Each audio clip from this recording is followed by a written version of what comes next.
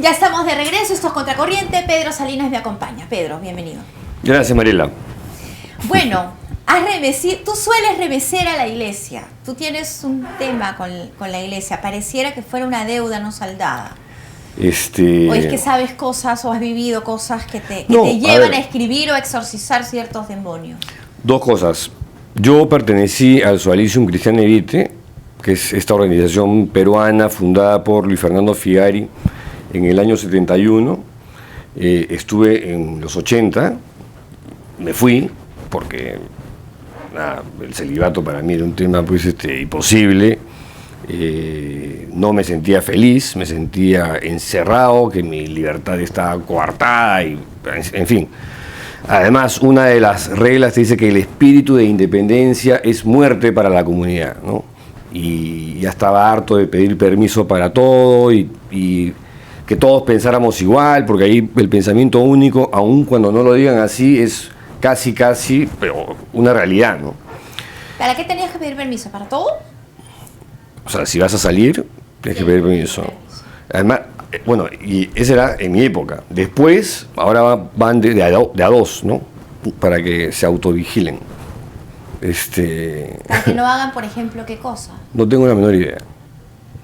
Okay. Porque ahí hay paranoia, hay soplonaje interno. Es un sistema absolutamente represivo. Por lo menos el que viví yo y el que tengo entendido también se vivió en el 90, que se volvió incluso más sofisticado, ¿no?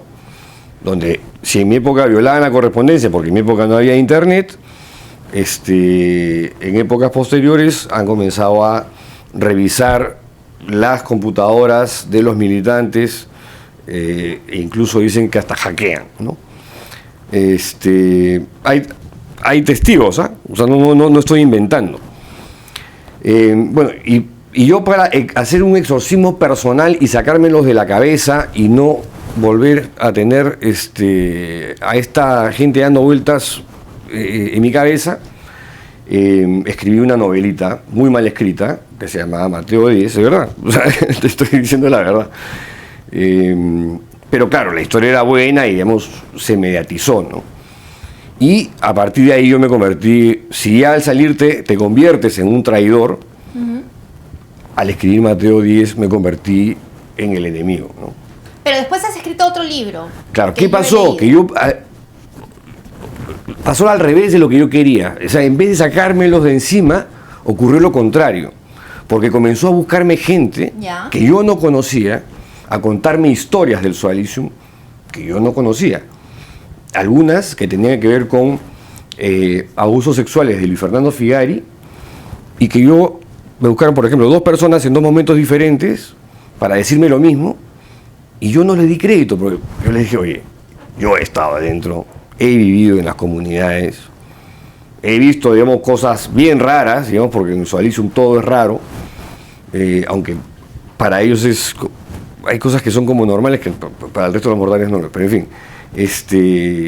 yo estaba adentro, no he visto esas cosas que me están contando, y no les di crédito. ¿Y esas personas te buscan a ti? Sí, porque había escrito la novela y pensaba que podía escribir más adelante una cosa periodística. Bueno, y después, cada caso que ha habido sonado de escándalos, han acudido a mí.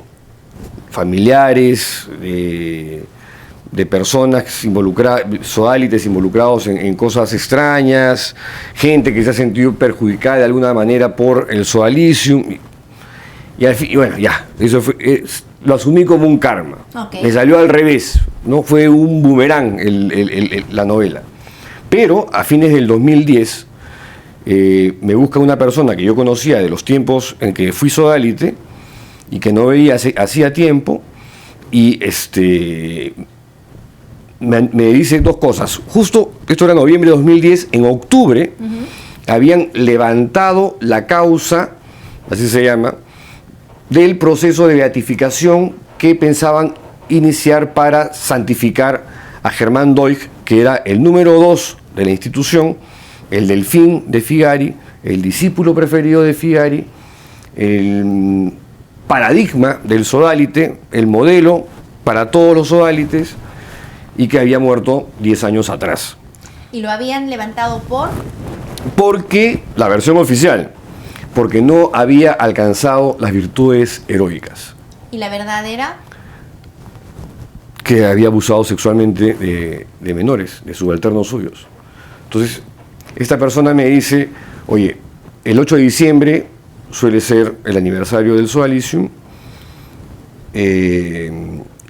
y esta persona me dice dos cosas. Va a renunciar Figari al cargo de superior general y va a decir que por motivos de salud.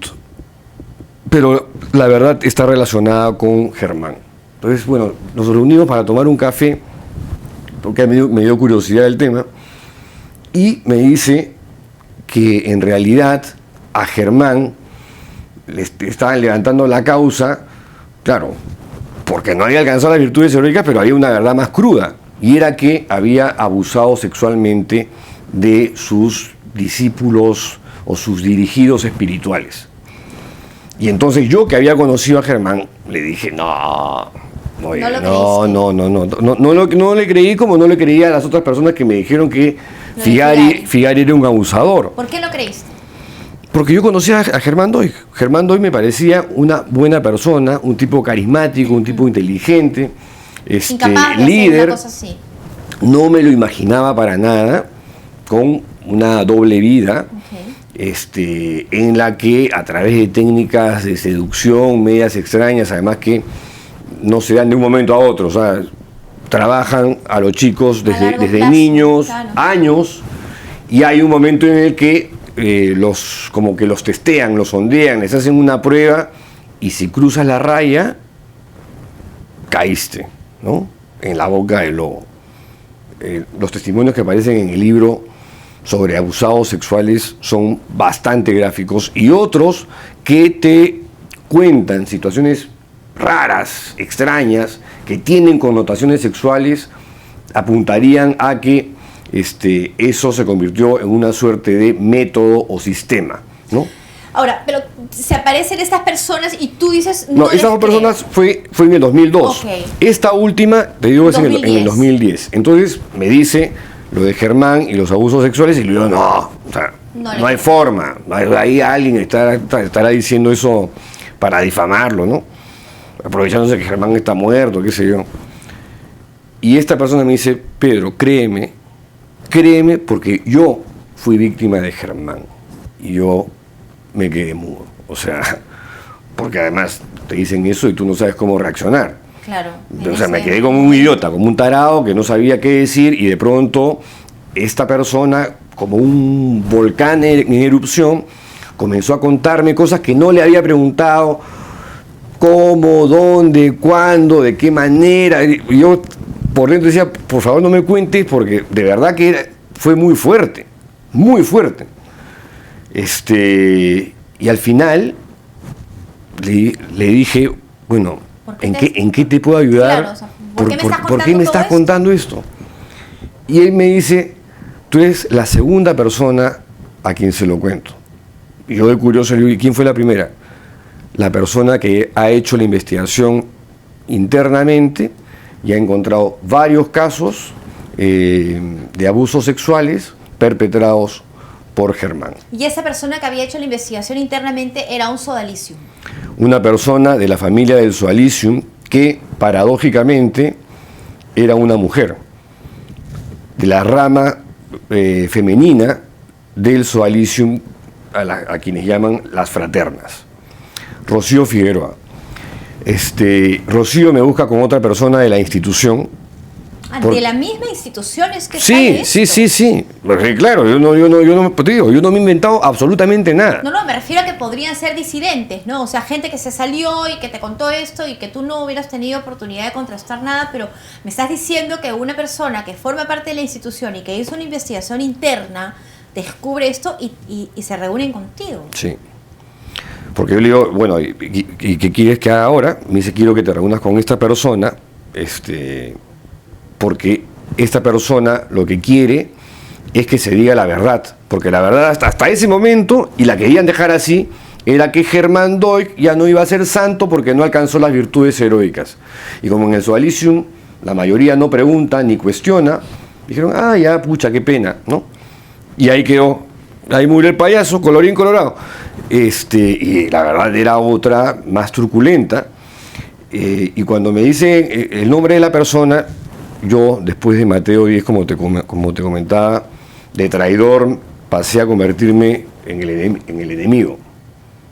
Hoy por hoy debo ser la bestia negra, ¿no? O sea, es una cosa peor, digamos, pero en ese momento era el enemigo. Y cuando me dijo el nombre Rocío me conocía y dije, pucha, no creo que atraque juntarse conmigo. Si atraca, yo, perfecto. Bueno, Rocío se reunió conmigo y con otra persona de la institución, ya no con la víctima de Germán Doig, y en esa reunión me cuentan más cosas, ¿no? Entonces, en esa reunión, atando cabos entre Rocío y yo, dijimos, oye, yo cuando escribí Mateo 10 me buscaron dos personas que acusaban a Figari. En el año 2007 se descubrió al primer sodalite pederasta en un hostalito en la Plaza San Martín, ampallado infraganti, con un niño de 11 años al que le habría practicado sexo oral, ¿no? El tipo salió en los periódicos, el Sodalicio sacó un comunicado inmediatamente, dijo que ya lo habían expulsado. Cosa rara, pero el abogado lo pusieron ellos. y lo siguieron visitando en la prisión, estuvo en Lurigancho 3 años y ya está afuera. Pero acá viene la cosa rara, ¿no? Daniel Murguía, que es este sodalite que encontraron en el año 2007, ampallado infraganti, y Germán Doig eran dos de las personas más cercanas al superior general del Sodalicium y fundador, que es Luis Fernando Figari Rodrigo. Esa cuestión ya era rara. Una cuestión adicional. Supuestamente Luis Fernando tiene un poder, ¿no? Una especie de don mutante, todo esto, los X-Men, ¿ya? Como el profesor Charles Javier. Okay. Él supuestamente tiene un poder, además que tiene nombre. Tenía nombre, en los 80 le decían Diácrasis. ¿Me estás hablando? Estoy hablando en serio. Ok. O sea, en serio, lo que decían adentro. Un poder sobrenatural. Exacto. Un poder divino. Un poder que se llama diácrasis. Diácrasis. Que creo que es una palabra griega que no sé qué significa. Okay. Y después cambió por el nombre de cardionosis. ¿En qué consiste este poder? Que Luis Fernando, si está acá frente a ti en este momento, con solo una mirada, ya sabe cuáles son tus virtudes, tus defectos, tus complejos, tus traumas, tu historia familiar. Como que te escanea, ¿no? Como que te hace una radiografía. Sí, solamente con la mirada. Moral. Para Figari, la mirada es una cosa muy importante, y esa creencia entre los sodalites, digamos, antiguos, se la toman en serio. Tan en serio que a veces Figari anda con una lupa. ¿Qué dices? Y cuando duda, tiene alguna inquietud respecto de la mirada de quien tiene adelante, entonces prende una luz y se acerca con un entomólogo o un oftalmólogo y te pone la lupa. Sí. Tan es así que a un sodalite le dijo, el Sodalicium tiene dos emblemas, dos símbolos importantes. Una virgen, que es la Inmaculada Dolorosa, que es una virgen que se señala el corazón, y la espada flamígera, que es una mano con una espada de fuego con una M, ¿no? Bueno, se le acercó a este sodalite con la lupa y le dice, no lo puedo creer. No lo puedo creer. Y el otro, el sodalite, que está así, ¿qué cosa? Tienes la espada flamígera en el iris. O sea, ese pata nació sodalite. Era un enviado divino. Bueno, o sea, alguien que tiene el poder de, a través de la mirada, conocer todo lo bueno y lo malo de la otra persona, nunca se enteró de que las dos personas más cercanas a él eran perpetradores sexuales. Ok, ya, entonces 2 más 2, o sea, y las otras personas, recordamos las otras personas que le dije lo de Mateo 10, esta anécdota de las dos personas que me buscaron y que acusaban a Figari. Dijimos, oye, acá estamos hablando de la posibilidad de que Murguía y Doig, además de victimarios, hayan sido probablemente víctimas. Acto seguido, ese fue el razonamiento más que hicimos en tándem con Rocío. ¿Qué diferencia de edad había entre Figari y Doig, por ejemplo? Yo creo que como unos poco más de 10 años. Figari es de la promoción del Colegio Santa María de Felipe Ortiz de Ceballos, Fernando Villarán, Baltasar Caravedo, el que fue alcalde Ricardo Giesecke, entre otros. Ya. Sí, y no, pero ¿a qué iba? Claro, si él tenía el poder de saber todo sobre ti, lo más probable es que ellos no solamente fueron victimarios, sino también Acto seguido, entonces, me fui a buscar a las personas que me buscaron entonces. ¿Volviste a ellos? Sí. Entonces, digo, a ver, dime más información, me acabo de enterar de esta cuestión de acá, ¿no? Esto era diciembre 2010. Ok. Y los busco, y entonces ahí sí me siento con ellos, con actitud de escucha, y me comienzan a contar historias, y yo le digo, pero yo necesito nombres. Existen esas personas... Hasta ese momento no te habían... Sí te habían dicho que había sido Figari, supuestamente. Sí. Pero no te habían dicho de otros... Pero ¿te pasó a ti? No. Pero le pasó a terceros. Ok. Entonces le digo, bueno, pero me estás hablando de terceros. ¿Se puede hablar con esos terceros? No, porque no están preparados. Entonces, ¿cómo que, o sea, ¿de qué me sirve que me claro, cuentes? pues entonces, claro. Eso fue lo que pasó en el 2002, pero ya en el 2010, o sea, la cosa cambió. Y tú te sientas con ellos y le dices, bueno, ahora sí necesito nombres. Sí. Ya. Me he enterado de esto, y si es verdad, me gustaría poder conversar con estas personas para, ahí sí, iniciar una investigación sobre esto que está ocurriendo.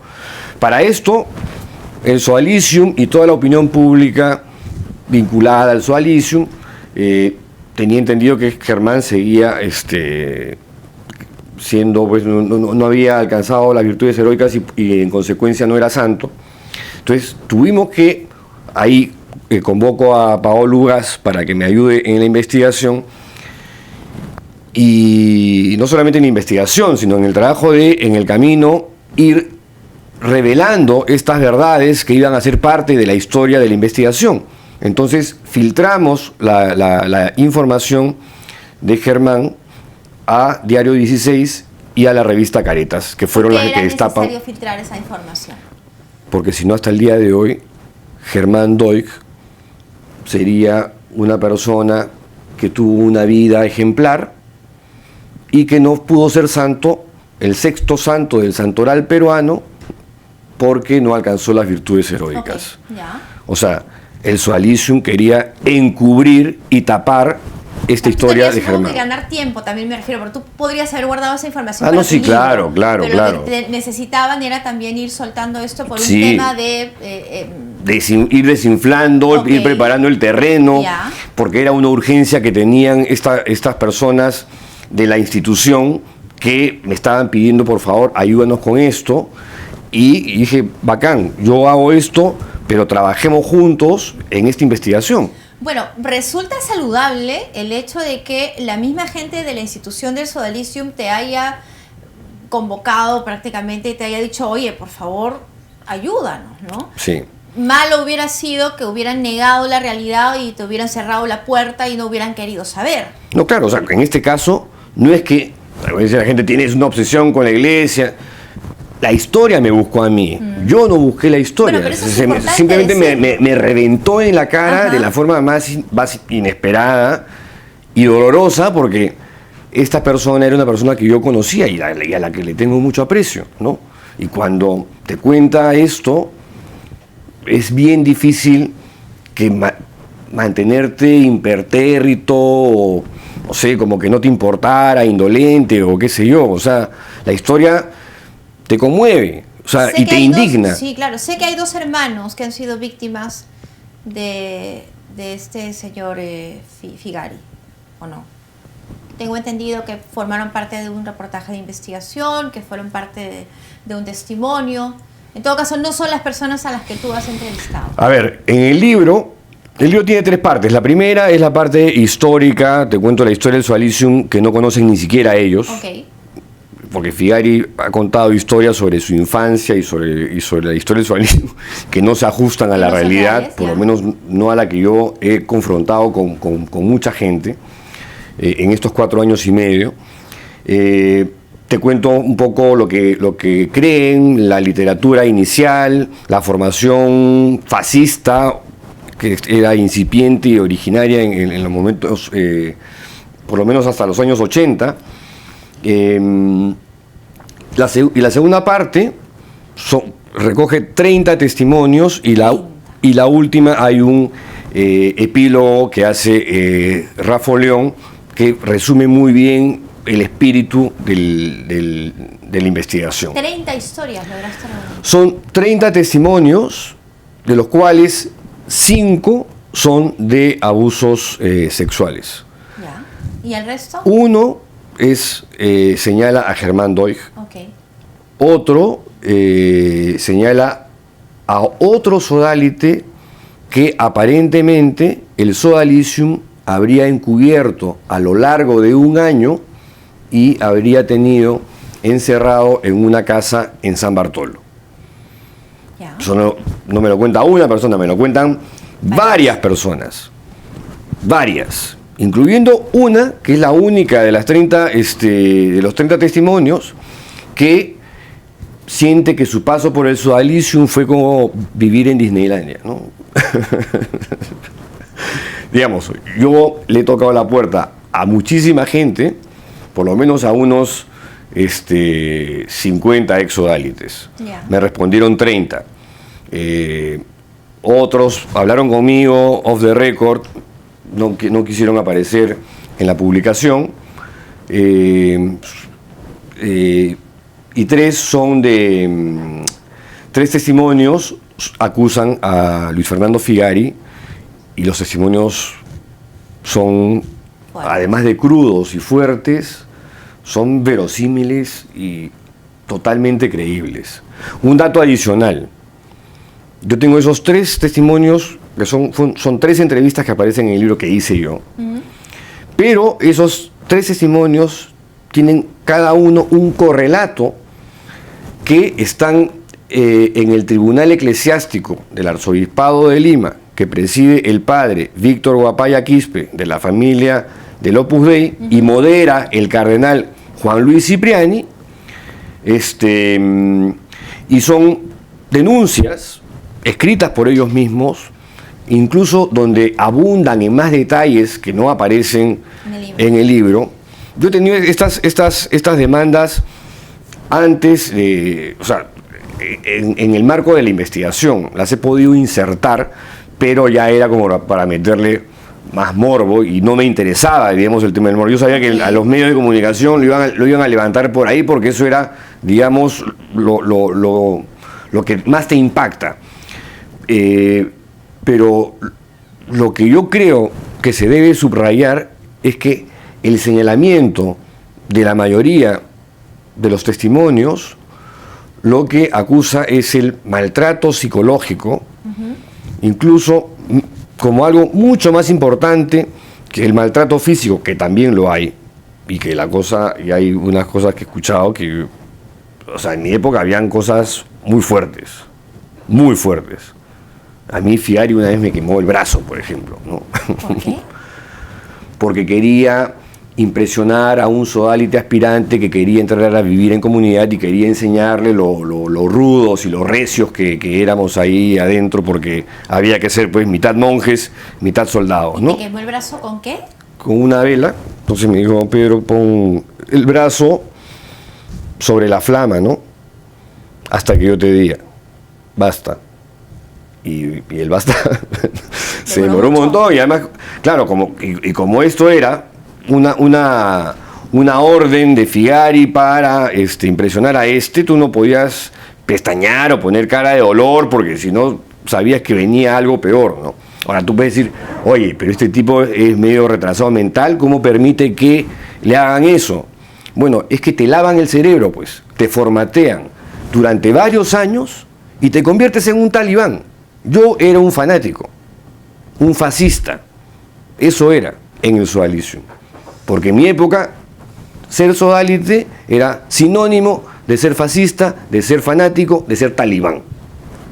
Digamos, para resumirla, porque la historia puede ser más larga, porque hay una explicación psicológica, me imagino, en esta historia que han explicado en los últimos días o semanas gente como Coqui Bruce, Eduardo Castellumendi, qué sé yo, y en el libro recojo otras opiniones que también expliquen este asunto del lavado de cerebro y por qué las víctimas de abusos sexuales demoran tanto en procesar el trauma para denunciar después de 20 o 30 años.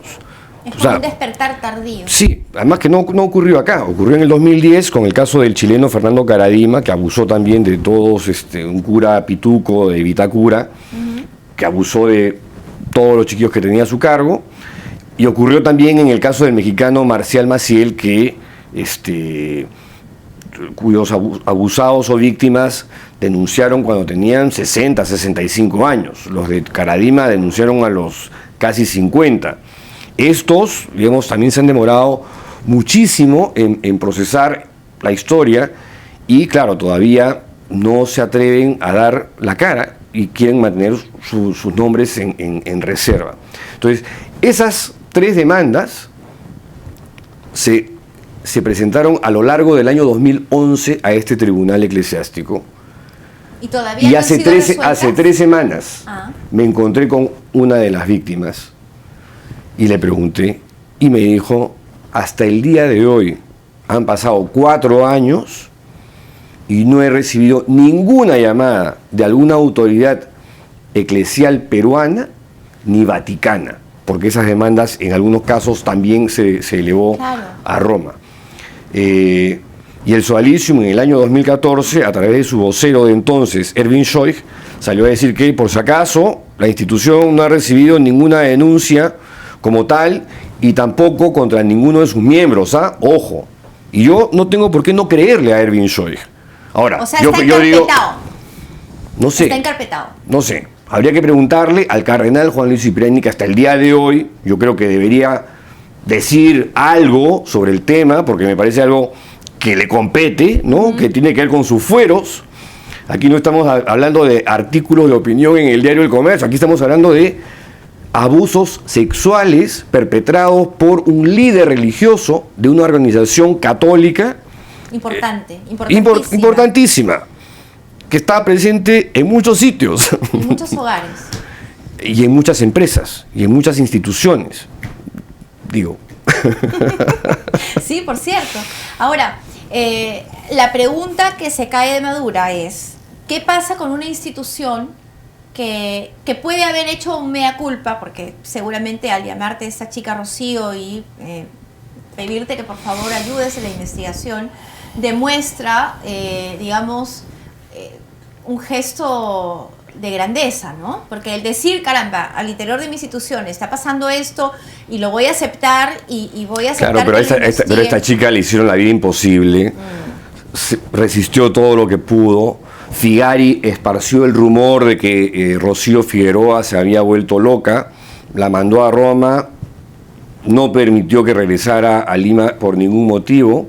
Ese fue... Sí, tuvo que irse. Tuvo que irse, o sea, no vas a vivir en un lugar donde te hacen la vida imposible, ¿no? Que eso fue lo que ocurrió con Rocío. ¿Figari ya no es parte del Sodalicium o sí? Es el fundador del Sodalicium Cristiane Vitae. Es el fundador. Y hoy por hoy está siendo protegido por la institución, que ha salido con una leguleyada que en el año 2014 recibieron unas denuncias, unas demandas. Eso a través del comunicado que han emitido. Sí, sin dar mucho detalle. Te cuento, además de estas 3 demandas, y eso no está en el comunicado del Sodalicium, al interior de la organización existe un sacerdote que se llama Jean-Pierre Teuillet. El padre Jean-Pierre Teuillet tiene otras denuncias que acusan a Luis Fernando Figari también por abuso sexual. O sea, no soy el único loquito, obsesivo con el Sodalicium que está atrás, digamos, con estas denuncias. Hay más de 3, yo tengo 3, hay más que tiene el padre Teuillet, y esas son a las que se refiere Sandro Moroni, que es el superior general actual, ¿no? Ellos podrían actuar de oficio. Sus propias constituciones le permiten expulsar a Figari. Es más, supuestamente la política de ellos, porque lo han dicho en comunicados pasados, es que las inconductas sexuales suponen expulsión inmediata. ¿Y por qué no eso fue lo que hicieron con Murguía, eso fue lo que hicieron con Germán, que ya estaba muerto. ¿Por qué no lo hacen con Figari? Ojo que no lo hicieron con Jeffrey Daniels tampoco. Porque sería el gran terremoto, pues, y a eso iba mi pregunta. ¿Qué pasa con una institución cuyo fundador, creador, cabeza, líder es descubierto en una cosa como esta? ¿Cómo sobrevives? ¿Puedes sobrevivir? ¿Te puedes reponer? ¿Puedes renacer después de eso? La pregunta es fundamental, porque aquí la cuestión es, ¿un árbol malo puede dar frutos buenos? Digo, si la institución, que es una organización con una estructura vertical, autoritaria, donde la obediencia es la máxima perfección para un sodálite, donde el culto a la personalidad, al líder, al fundador, a Figari, ha sido determinante durante prácticamente 40 años, y esta ha sido creada a su imagen y semejanza, y en consecuencia, sus taras, sus tics, sus vicios, están irradiados y contagiados de esta concepción pérfida y cruel que tiene Figari para aproximarse a su mundo en el cual él es amo y señor. Si no expulsas al fundador y no reformas la institución, no estás cambiando nada. Pero si expulsas, estás siendo simplemente un fariseo, ¿no? Alguien que trata de contentar, porque yo presumo que Moroni, que es el superior, debe tener una facción interna donde la vieja guardia está defendiendo a Figari y tiene gente como Teullet que está exigiendo que la verdad prevalezca. Pero es como expulsar pues a José María Escrivá de Balaguer del Opus Dei. Está muerto, ya no lo puedes expulsar. Los legionarios de Cristo sobrevivieron a Marcial Maciel, que fue su fundador y que fue un pederasta, pero eso de marca mayor, ¿no? Protegido por Juan Pablo II, en fin, es toda una historia, es una historia de terror. No significa que la de Figari sea menos de terror, digamos, claro, eso es una historia también truculenta. Pero me sorprende que ya ante las evidencias opten por proteger a Figari a toda costa, pese a todo, ¿no? Pese a lo contundente de los testimonios. Una pregunta, ¿y los delitos prescribieron? Sí, lo cual me parece un absurdo, porque como te cuento, y yo he comprobado en esta investigación, las víctimas se demoran muchísimo tiempo en tomar valor para denunciar. No hay una salida legal para, digamos, revivir el caso y poder juzgar. No, hoy día el Diario del Comercio justo hizo un informe sobre el tema y comentaba que, por ejemplo, si los casos han ocurrido antes del año 2004, ya prescribieron. Y estos casos ocurrieron antes del 2004, o sea, ya prescribieron, pues. Entonces, pero a mí lo que más me alucina es que, tanto en el caso Maciel, como las víctimas de Caradima y las víctimas de Figari, quieren que la iglesia sea la que sancione. Claro, eso es lo que esperan. Pero la iglesia, mira, a mí me cae bien el Papa Panchito. A mí me parece muy marqueterazo. Sí, yo creo que tiene gestos así de impacto, muy efectista. Pero en el fondo, a la hora de los loros, si existen protocolos para acabar con la lacra de la pederastia o tolerancia cero para estos casos de abusadores sexuales, lo cierto es que en el Perú eso no existe, o es una farsa, o estamos viviendo lo que llamaba Hannah Arendt la banalidad del mal, ¿no? Refiriéndose a la maquinaria nazi, donde la gente ya actuaba por inercia, y casos como este no son atendidos ni procesados. Las víctimas, a quienes les ha costado sangre, sudor y lágrimas sentarse frente a la computadora para revivir estos momentos verdaderamente traumáticos y dolorosos y gravísimos, no les prestan la menor atención, no les dan una llamada siquiera Según no el Sualicium... Caridad cristiana. Sí, o sea, no hay caridad, no hay apego a la verdad, o sea, la libre, no es una frase bíblica. Acá la verdad es lo último que se quiere mostrar. En el Sualicium, en la Iglesia Católica, Cipriani se queda mudo. Entonces, ¿dónde estamos? O sea, ¿en qué mundo vivimos? ¿No? No sé, o sea, yo creo haber cumplido con mi granito de arena, y es más, o sea, con todas las cosas, porque ahora resulta que con la investigación, que paradójicamente todavía el libro no se ha presentado y ya ha ocurrido todo este desmadre, o este quilombo, han comenzado a aparecer otros sexualities que yo no sabía que existían, y han comenzado a hacer demandas y denuncias en la misma línea, del maltrato psicológico, el maltrato físico, la violencia y el abuso sexual. Bueno, será el inicio, pues, Pedro. Yo creo que es la punta de un iceberg, y ahora sí espero que con esta investigación me pueda dedicar a otros temas, porque te confieso que no ha sido fácil abordar este tipo de temas. O sea, hay que tener un empaque especial, un talante particular, porque por momentos, o sea, de verdad que lloras, te conmueves, te provoca tirar la toalla, porque es, o sea, reabrir heridas de esta gente. Tú dices, ¿con qué derecho, no? Y por momentos digo, pucha, ya no quiero seguir, porque es tanta la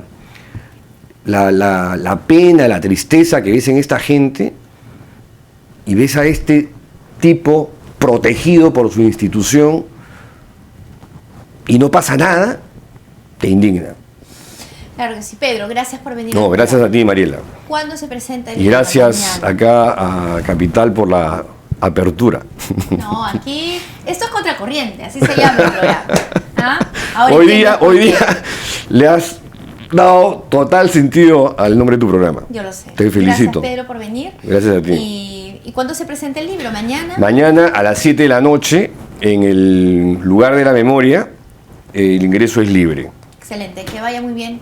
Te deseo muchísima suerte. Gracias. Compren el libro, está en todas las librerías, me imagino, a partir de mañana. Compren el libro, ya está en librerías, y nada, pidan a través de las redes que la iglesia se pronuncie, que el cardenal hable, que el tribunal eclesiástico emita un pronunciamiento, y que por favor le pidan a la gente del Sualicium que haga lo que tiene que hacer, ¿no? Lo correcto, lo decente, que es expulsar a su manzana podrida. Para que además la gente buena, que es parte del Sodalicium, por supuesto. A la que yo conozco mucha gente buena que pertenece al Sodalicium. Tengo un primo hermano que es sodalite, que es una persona maravillosa, con una familia maravillosa, Marcos Nieto.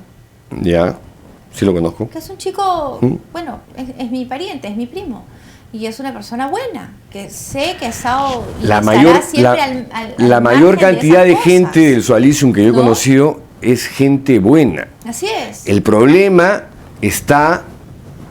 ha estado en la cúpula. Y esa gente buena merece seguir en su institución y que ésta se limpie. Gracias, Pedro. Gracias, Mariela. Hacemos una pausa, regresamos.